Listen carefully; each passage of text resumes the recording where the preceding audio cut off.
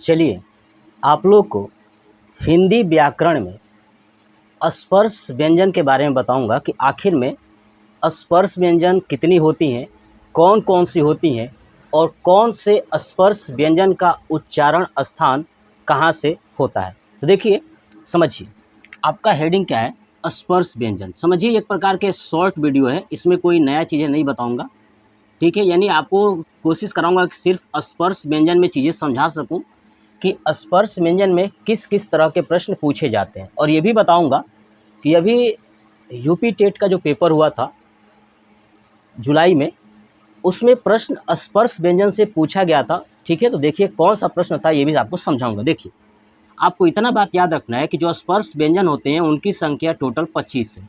कितनी है? 25 है, ठीक है। अब समझिए कि कौन कौन सा है। तो देखिए इसमें स्पर्श व्यंजन में टोटल 5 वर्ग हैं। कितने वर्ग हैं? 5 वर्ग हैं, ये भी याद रखिएगा। कौन कौन सा? तो पहला है क वर्ग, दूसरा है च वर्ग, तीसरा है ट वर्ग और चौथा है त वर्ग और पांचवा है प वर्ग। टोटल ये 5 वर्ग आपको याद रखना है। बहुत बार पूछा जा चुका है कि स्पर्श व्यंजन में कितने वर्ग होते हैं, तो 5 वर्ग होते हैं। स्पर्श व्यंजन कितने होते हैं, तो 25 होते हैं। ये आपको याद रखना है।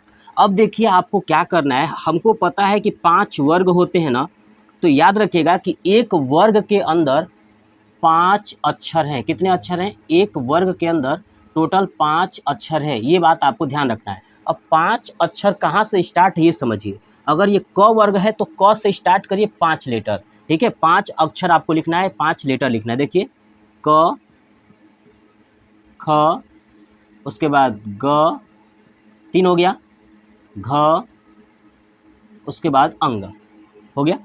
अब देखिए च, अंग के बाद क्या आ जाएगा? च, च से स्टार्ट करिए। च, छ, ज, झ और इय। फिर उसके बाद ट से, तो ट, ठ, ड, है ना, और ढ और अड़। फिर उसके बाद से त, थ, द, ध, न। फिर उसके बाद से प से प, फ, ब, भ और म।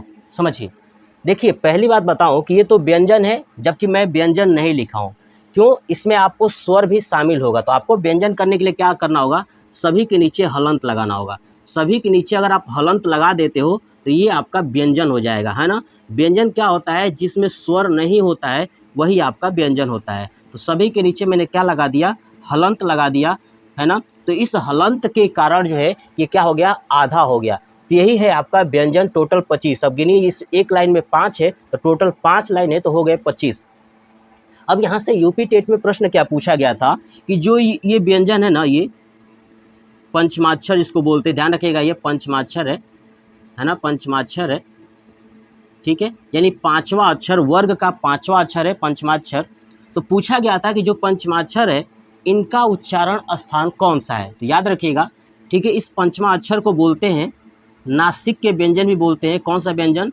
नासिक के व्यंजन। नासिक के व्यंजन इसलिए बोलते हैं क्योंकि इनका उच्चारण नाक से होता है। कहाँ से होता है? नाक से होता है। याद रखिएगा कि इसका उच्चारण नाक से होता है, इसलिए इसको नासिक के व्यंजन भी कहते हैं। क्लियर हो गया? ये दिमाग में याद रखिएगा। यही प्रश्न पूछा गया था कि इनमें से कोई एक पंचमा अक्षर दिया हुआ था और पूछा था कि इनका उच्चारण स्थान है। याद रखिएगा, ठीक है। ऑप्शन था मुंह से, नाक से, दोनों से, ठीक है, या शायद कुछ और भी ऑप्शन था। तो आप याद रखिएगा कि इनका जो उच्चारण है वो सिर्फ नाक से होता है। और साथ ही साथ अलग अलग, ये अगर देखोगे अलग अलग जो पंचमा अक्षर है इनके लिए अलग अलग एक उच्चारण स्थान भी है। प्रॉपर आपको तो याद रखना है कि पूरा पंचमा अक्षर नाक से निकलता तो है ही, साथ ही साथ अंग की बात करें तो नाक और किसी और से भी निकलता है। इया की बात करूँ तो नाक और किसी और से निकलता है। अड़ा की बात करूँ तो नाक और किसी और से निकलता है। न की बात करूँ तो नाक और किसी और से निकलता है। म की बात करूँ तो नाक और किसी और से निकलता है। अब बात आती है किससे निकलता है। तो देखिए याद करने का तरीका सुनिए। देखिए क वाला जो उच्चारण है पूरा, ये क वर्ग का उच्चारण, ये याद रखिएगा, ये कंठ से होता है, कंठ से होता है। कहाँ से होता है? कंठ से होता है। च वर्ग का जो उच्चारण होता है वो होता है तालु से। क्या होता है? तालु से। तो कंठ तालु हो गया।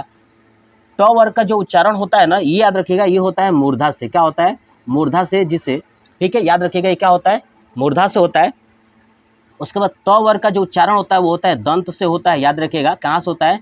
दंत से होता है, यानी दांत से होता है। और प वर्ग का उच्चारण स्थान कहाँ से होता है? तो ध्यान रखिएगा, ओष्ठ से होता है।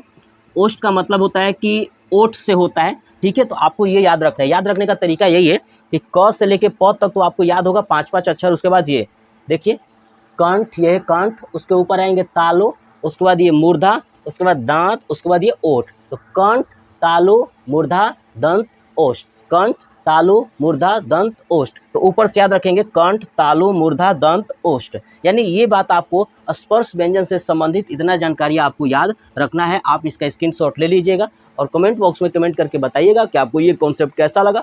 जय हिंद।